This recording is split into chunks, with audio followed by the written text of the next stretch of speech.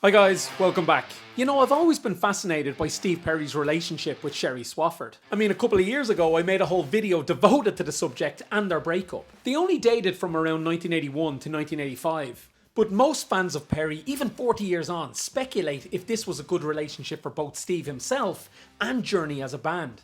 Did Steve really love Sherrie? Now, John Cain and Neil Sean are both on record saying that she was a disruptive personality. And this had a major impact on Steve's relationship with the group on their 1983 Frontiers tour. It played havoc with the band's dynamic, you know, Steve on separate planes and in separate buses, etc. Journey went on hiatus after that tour and wouldn't reunite for 3 years. That was on 1986's Raised on Radio. In the meantime, in 1984, Steve released his debut solo record, and guess what? The lead single was devoted to Sherrie Swafford.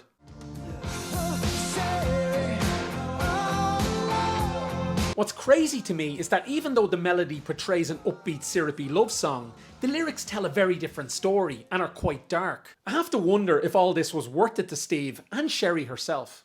The song is not so much about a couple in love, but more about a relationship in freefall and destruction. I mean, the opening verse says as much. You should have been gone, I should have been gone, etc, etc. Even the pre-chorus says we should have been over.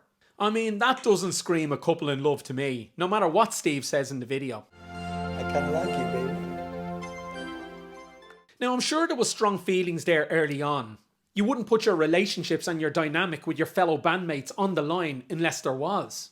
You have to assume that the pressures of life on the road for Perry and Sherrie not being a fan of the rock and roll lifestyle ultimately torpedoed them as a couple.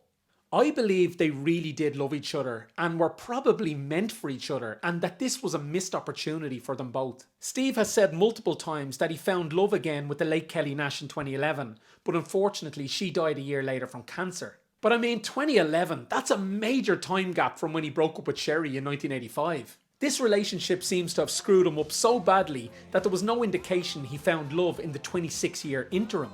Neither Perry nor Sherrie went on to marry. Now that's a life choice. I'm not saying that they should have. I'm just saying that they, I don't know, could have. You have to wonder if the conditions had been right in 1983 or 1984, could they have made this work long term? And would the relationship have gone the distance? I guess we'll never know, because Steve never talks in interviews about this period in his life. Well, certainly not about Sherrie anyway. So we are where we are. We can only speculate, but it is fun to look back on the pictures and listen to the song.